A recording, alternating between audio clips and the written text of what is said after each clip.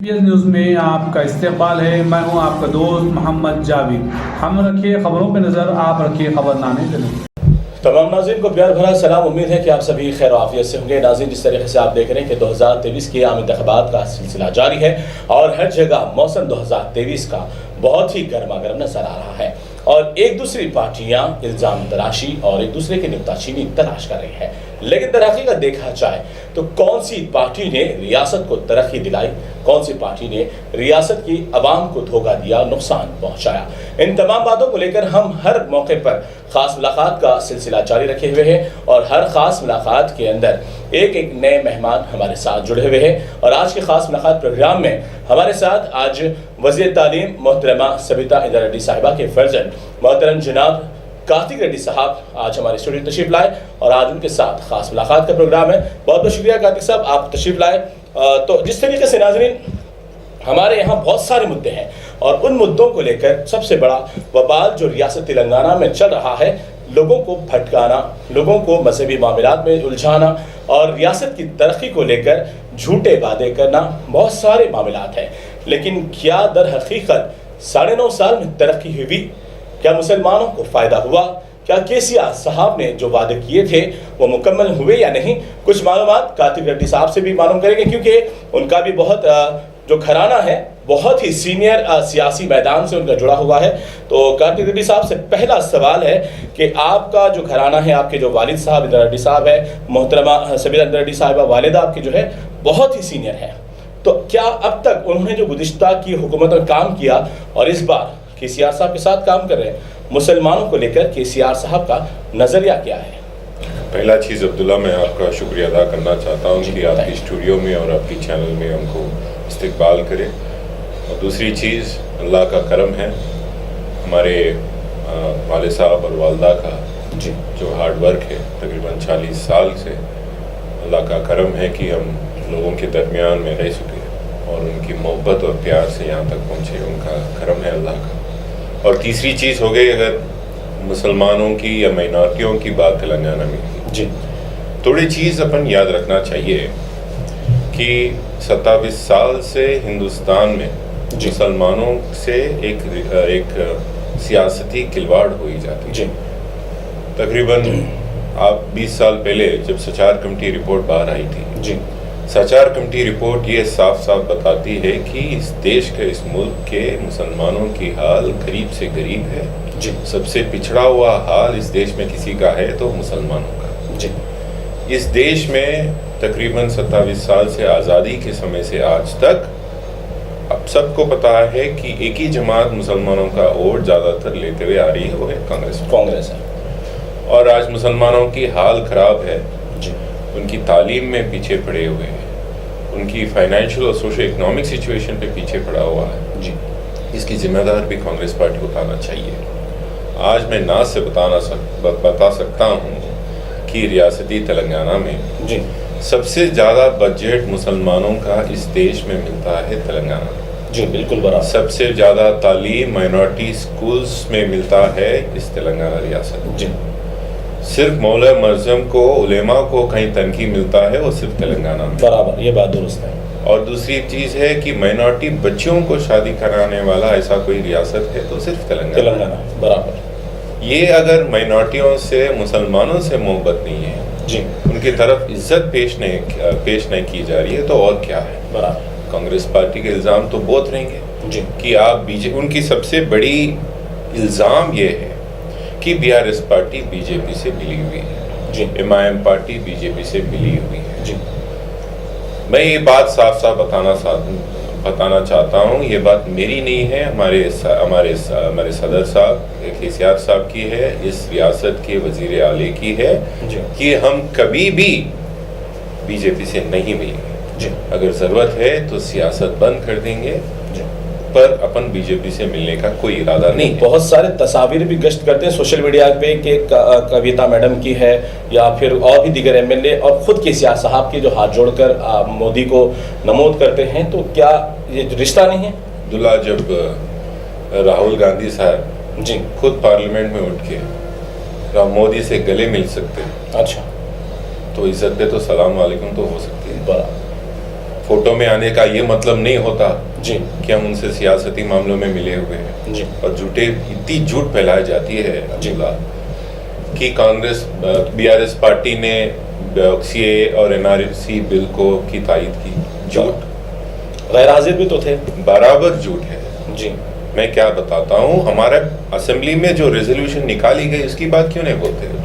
बराबर। सीए और एनआरसी के खिलाफ जी असेंबली में रेजोल्यूशन जब निकला था जी उसकी बात क्यों नहीं करती कांग्रेस पार्टी? बराबर। तो वो बात भी करना चाहिए।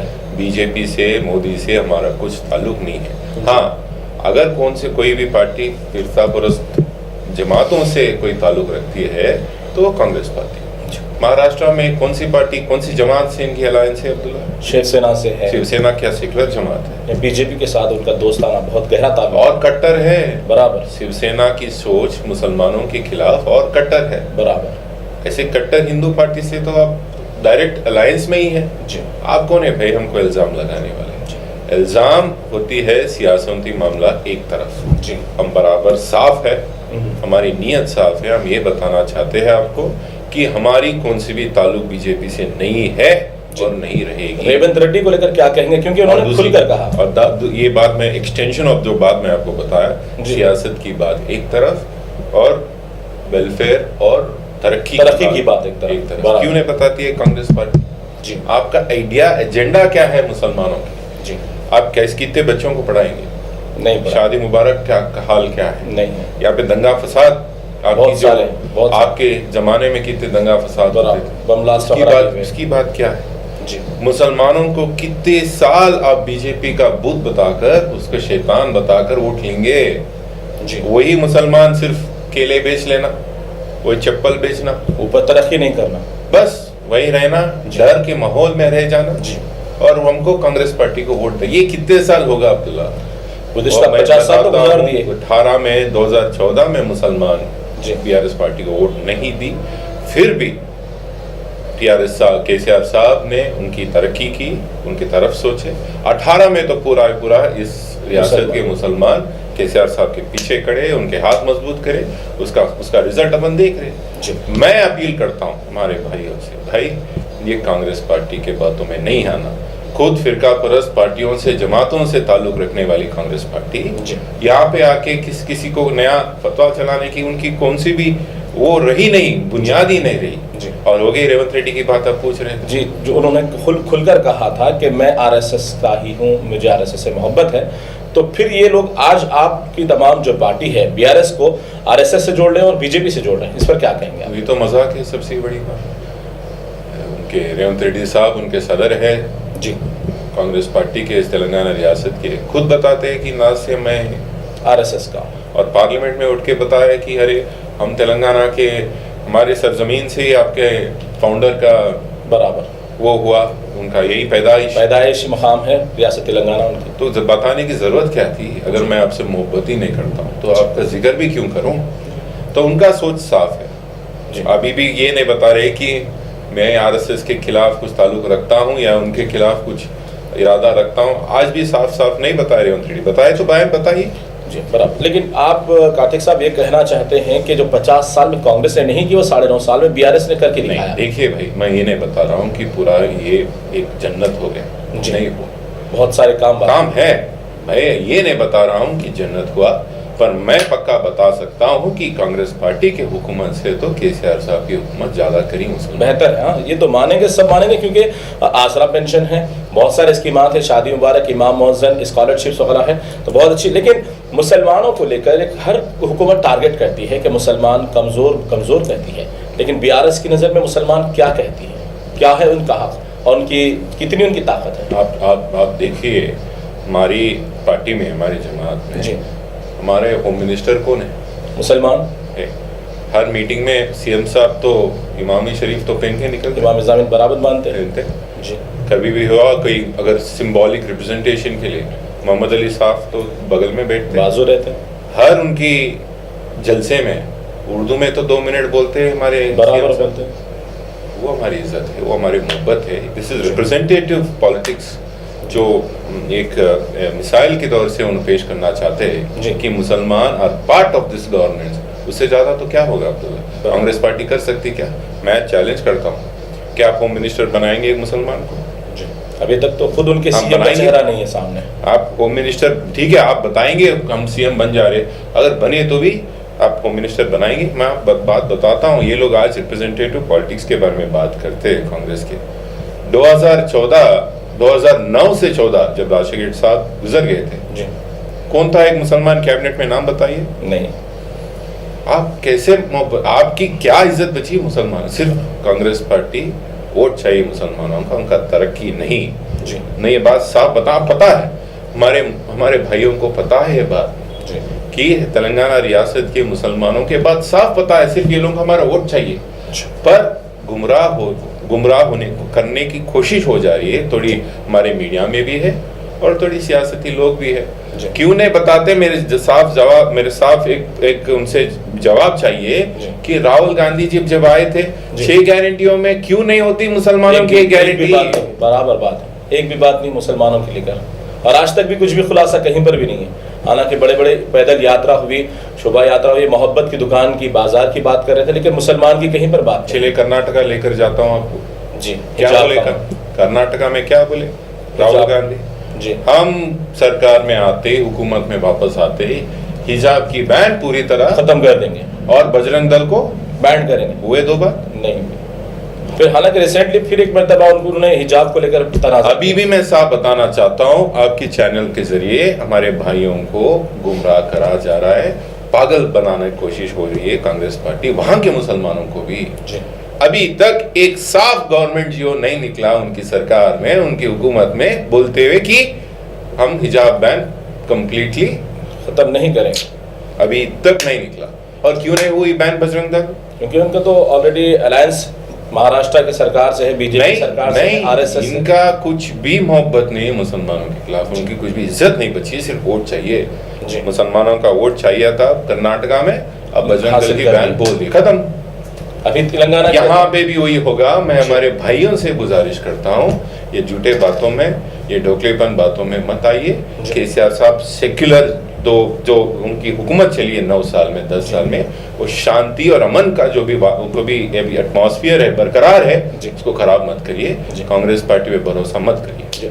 तो जिस तरीके से आपने बताया कि अभी जन्नत नहीं बनी और शायद इसको टाइम लगेगा, तो माइनॉरिटीज को लेकर अभी जो मजीद स्कीमात आने वाले हैं उस पर आप क्या कहेंगे? यानी अभी मुसलमानों को भरोसा फिर एक बार करना चाहिए। मैं बताना चाहता हूँ कि पहला रियासत है, अपन नाज से बोलना चाहिए कि हमारा रियासत पहला ऐसा रियासत है जहाँ यहाँ के उलेमा और मस्जिद मौलाना को तनकी मिलती है, हदिया वगैरह दिया जाता है, सब कुछ यहाँ पे मिलती है।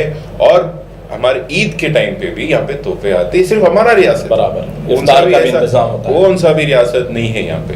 सीएम साहब ने साफ साफ बताया है कि हमारे मौलवियों और मस्जिद के मौजम को तनके की थोड़ी इंक्रीज भी इजाफा होना चाहिए, और इजाफा करने का ऐलान भी हो गया, जियो भी हो गया, उसका भी होगा। और जो जहाँ भी अगर किड्स कम हो रहा है क्या, अपना इफ्तार ईद के टाइम पे जो भी क्या बोलते हो, ईद के गिफ्ट वगैरह है, इफ्तार वगैरह पार्टी, उसका भी बढ़ाई जाएगी। तो सीएम साहब उसका भी साफ खुलासा किया, हमारे मैनिफेस्टो में भी है वो बात। जिस तरह से नाज़रीन हमारे कार्तिक रेड्डी साहब बता रहे थे, रियासत तेलंगाना में तरक्की अभी मजीद बाकी है, और इस तरक्की को लेने के लिए और मजीद बढ़ाने के लिए एक और मरतबा बीआरएस को बरसे इख्तिदार लाने की जरूरत है। चलिए एक मुख्तसर से सवाल आपके इलाके, अपने कॉन्स्टिट्यूंसी को लेकर कहते हैं, क्योंकि आपकी वालिदा का ताल्लुक जलपल्ली से है और जलपल्ली इलाके महेश्वरम से उन्होंने बड़े पैमाने पे जीत हासिल की। तो वहाँ पर आपकी वालिदा ने अपने कितने तरक्याती काम किए हैं, वहाँ की आवाम का क्या रद्द है? मैं आपको बहुत खुशी से एक बात बताना चाहता हूँ। 2009 में पहली वक्त मेरे पे जब हमारे अम्मा वालदा यहाँ पे कंटेस्ट करे थे, ये अपने हल्के महेश्वरम में, वहाँ पे जब महेश्वरम हल्के में जलपल्ली भी एक इलाका है, मैं जब पहली वक्त वहाँ पे कैंपेनिंग निकलता था, वोट पूछने, घरों पे पहुँचने की कोशिश करता था, गाड़ी नहीं जाती थी। अच्छा, रास्ते से हम थोड़ी दूर बाइक में जाना पड़ता था और उसके बाद पैदल निकलना पड़ता था। गरीब लोग यहाँ की एरिया, जलपल्ली की एरिया में कम रेटों पे लैंड मिलने से, जब बिना कुछ सहूलत के, बिना रोड के, ड्रेनेज के, या वहाँ पे कोई कुछ से भी सहूलत के बिना वो लोग वहाँ पे प्लॉटा खरीदे जी। और घर बना लिए। वो उनकी मजबूरी थी, उनकी गलती नहीं है, वो मजबूरी है। अब ऐसा कौन सा भी एरिया वहाँ पे जलपली में बचा नहीं जो कार नहीं जा सकती। वही सर्टिफिकेट हमारा तरक्की का है। 5 साल पहले इस एरिया में पानी का बहुत बड़ा प्रॉब्लम था। इतनी बड़ी मसाइल थी पानी की, मैं कहीं पे भी जाता था सिर्फ पानी पिलाओ ये बात चलती जी। मैं आपको बताना चाहता हूँ कौन सी भी घर नहीं बचा हुआ है जलपली में जहाँ मीठा पानी नहीं मिलता जी। यानी वो हमारी सर्टिफिकेट है, तरक्की हुई, वो हमारी सर्टिफिकेट है। पूरे अंधेरे में रहता था पूरा बस्ती, पूरा लाइटों से अभी भरे हुआ है, वो हमारा सर्टिफिकेट है काम करने की। स्पेशल ग्रांट से तकरीबन 200 करोड़ से ज्यादा पैसे लेकर आकर सिर्फ माइनॉरिटी एरिया में डेवलप करने वाली एक ही विधायक है, ऐसी एमएलए स्टेट में है, वो हमारे वालदा। जिस तरीके से हजारों लोग नहीं बल्कि मैं समझता हूं कि उस्मान नगर का जो मामला है सारी दुनिया में फैला था, क्योंकि एक मसरूफ तरीन इलाकों के दरमियान एक इलाका डूबा हुआ है और कई लोग उसके अंदर मुतासिर हुए। तो वो भी आपके वालिदा के कॉन्स्टिट्यूंसी में आता है और वालिदा ने आपने कई मरतबा उसका दौरा भी किया, लेकिन उस्मान नगर को लेकर आज भी लोग तजस्सुस का शिकार है। उस पर क्या खुलासा करेंगे आप? Abdullah, I feel bad. मैं वहाँ पे जो भी घर है उनके, मैं उनका बहुत दुआ करता हूँ भगवान से कि उनको हर तरीके से कुछ ना कुछ रेजोल्यूशन मिले। पर आप समझना चाहिए कि जो भी घर उस्मान नगर में बने हुए थे वो पूरे एक तालाब में बने हुए थे। वो ज़माना में जब पानी नहीं था, बेचारे उनको कोई धोखा दे दिए, धोखा बेच दिया, उन्होंने घरा बना दिया, सूखा तालाब बेच दिए। जब पानी आ गया तो पानी तो रुकता नहीं, बराबर अल्लाह के हाथ में, अपने हाथ में पानी बराबर। तो जब तालाब में घर बना गए, FTL में घर बने गए, तो पानी तो आ ही गया। अभी बारिश का तो 8-9 साल से तो पानी तो बारिश ज्यादा ही हो रही है, बराबर। तो उस ताल्लुक से मैं बताना चाहता हूँ कि उस जो भी वहाँ के घर डूबे हुए हैं उनके लिए साफ एक प्रोग्राम बनाया गया कि उनको पट्टे कहीं और देंगे। अभी वादा नहीं, उनको भी पता है, उनसे भी लिस्ट भी लिए हैं हम जी। उनका सर्वे करे, हमारे लोकल काउंसलर, हमारे वहाँ के चेयरमैन, हमारे MRO लिस्ट बनाए गए कि कौन कौन का घर वहाँ पे डूबा हुआ है, किसको वहाँ पे उनको आप लोग देंगे, बराबर देंगे। इंतखाबात के मुकम्मल होने के बाद शुरू हो गया काम और काम को पक्का करके देंगे। घबराने की जरूरत नहीं, उस्मान नगर उनकी घबराने की जरूरत नहीं है। मैं बयान ही कर रहा हूँ, आपके सामने बयान कर रहा हूँ, जो भी उनका घर वहां डूबा हुआ है उनको प्लॉट मिलेगा। चलिए, बड़ी बात है नाज़रीन, क्योंकि उस्मान नगर को लेकर कई कमेंट्स हैं और हजारों लोग मुंतजिर है कि आखिरकार सबिता रेड्डी क्या कर रहे हैं कि उस्मान नगर में हजारों लोग मुतासिर है। लेकिन आज एक बड़ा खुलासा कार्तिक रेड्डी ने किया है कि बिल्कुल वहां पर डूबे हुए मकानात वालों को पट्टे के जरिए जमीन अलाट किया जाएगा। हो सकता है जो स्कीम हुकूमत की जानिब से 3 लाख रुपए घर बनाने की है वो भी इसमें जरूर मदद हासिल होगी। चलिए, एक आखिरी सवाल, एक इल्जाम के जो हिसाब से आता है, चाहते तो आप लोग उस्मान नगर के हालात को तभी तब्दील कर सकते थे, इतना लंबा अरसा नहीं गुजरता, आप लोग वहां का जो पानी जो रुका हुआ था वो छोड़ सकते थे, लेकिन आपके कुछ दोस्त अहबाब के जमीनात खराब होने की वजह से आप वो डर से नहीं छोड़े। गलत बात है। FTL के बाउंड्रीज रहेंगे जी। FTL के बाउंड्रीज से अगर पानी ज्यादा हो गया जी तो कोई भी पानी छोड़ना पड़ता जी, कोई भी रोक नहीं सकते जी। इरिगेशन डिपार्टमेंट में आप पता करिए जी, कोई भी नीचे दोस्त कौन है क्या नहीं है मुझे नहीं पता इस बातों की जी। पर पानी कब छोड़ी जाती है कौन से भी तालाब में, जब FTL का लिमिट से ज्यादा पानी जब आती है, जब ही छोड़ी जाती है नीचे, कम मकदार वाले को नहीं छोड़ा जाता भाई। ये गलत इल्जाम है और इल्जाम तो लगाएंगे लोग, बराबर। तो चलिए, बहुत सारे सवालात एक दूसरे को चलते रहेंगे, लेकिन कार्तिक रेड्डी साहब से मैं गुजारिश करूंगा जिस तरीके से आप एक बेटे होने के नाते अपनी वालिदा की कॉन्स्टिट्यूंसी में जो दिन रात मेहनत कर रहे हैं, तो जलपल्ली और महेश्वरम की आवाम से आप क्या आखिरी में अपील करना चाहेंगे? आप पूरे 3 कैंडिडेटों को परख किए जी। बीजेपी से तो कौन है, कैसे सोच रखते हैं वो मुसलमानों के खिलाफ, बराबर, वो तो खुलेआम है, जाहिर सी नहीं। वो भी कैंडिडेट भी कैसे सोच रखते हैं उनके बारे में पता करिए। और कांग्रेस कैंडिडेट है कौन, कब आएंगे आपके दरमियान में, कब मालूम करेंगे आपकी मुश्किलात, कब हल करेंगे? 5 साल यूं ही निकल जाएंगे उनके, 5 साल, ये 10 दिन के बाद भी नहीं दिखेंगे, उसके बाद नहीं दिखेंगे। मेरा गुजारिश है आपके तमाम नाजरीन जो भी है, मैं आपकी गुजारिश करता हूँ आपके जरिए कि लीडर है सविता इंदा रेड्डी, जो आपके मसाइल जानती है, जो आपके मसाइल हल करे हुए। ऐसे लोगों को दुआ करिए, ऐसे लोगों की तायीद करिए, फिर आपकी तरक्की होगी, अपने हल्के की होगी और रियासत के भी होगी इंशाअल्लाह। तो बहुत बहुत शुक्रिया कादिर साहब, आपने खास मुलाकात में वक्त दिया है। तो नाज़रीन, जिस तरीके से कातिक साहब ने यह वाज़ेह तौर पे बता दिया है कि गुज़िश्ता 50 साल में जो कारनामे नहीं हुए वो 9 साल के अंदर हुए, और आने वाले वक्त में अगर भरोसा फिर एक बार अवाम BRS पर करती है तो मजीद जितनी भी कामयाबी की जो सड़कें, जो जितनी राह हमवार होनी है वो तो होती रहेगी। लेकिन बिलखुसूस महेश्वरम के ताल्लुक से आपने ये बताया कि उस्मान नगर की आवाम को दोबारा, जिनके मकानात डूबे हुए हैं, उनको घर या ज़मीन उनको फिर मख्तस किया जाएगा, उनकी घबराने की ज़रूरत नहीं है। और भी अहम बात ये बताइए और ज़रूरी बात समझता ही मैं भी हूँ कि जो लोग जहाँ पर रहते हैं, जहाँ बसते हैं, जिस तरीके से सविता मैडम की बात है, तो वो तमाम लोगों को जानती है, वहाँ के हालात को जानती है। अगर फिर नया आदमी आएगा तो आपके नए मसाइल से वाकिफ होने तक फिर आने वाले फिर अगले 2027-28 के इंतखाबात भी सामने आ जाएंगे, लेकिन फिर आपकी सड़कें वहीं पर पड़ी रहेगी, वही अंधेरा रहेगा, फिर वही नुकसान में आप रहेंगे।